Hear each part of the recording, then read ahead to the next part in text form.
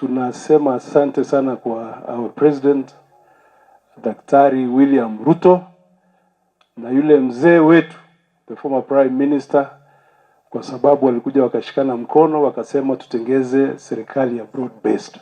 That's why today our brother here, huyu mheshimiwa Opiyo Wandayi ni waziri. Nimejaribu kufuata hizi project lakini nilikuwa nagonga mwamba. Lakini Mungu ni nani? Akaleta broad based, ukaingia pale. Siku ya kwanza niliingia kwa afisi yako, kabla ya masaa 24 contractor alikuwa site. Mheshimiwa Rais, najua in the next 2 years na sisi hatuna shida na broad based.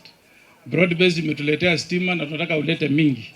Lakini mimi naona kutakuwa na shida 2027 because of unfulfilled promises. Tunaombea baba wetu Mheshimiwa Engineer Raila Amolo Odinga, kwa sababu on Saturday viongozi wote wa Afrika wataenda kupiga kura ili any country that wants to develop must first and foremost have unity of purpose.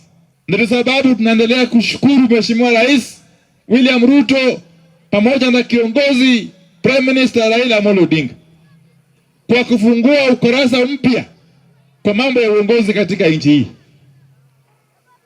kwa kuwezesha Kenya kuwa na serikali ambayo inaunganisha kila sehemu ya nchi. Kwa niaba ya watu wote wa West Mugirango ambao tuko na shukrani sana, tunamuombea baba katika ile uchaguzi wa Afrika.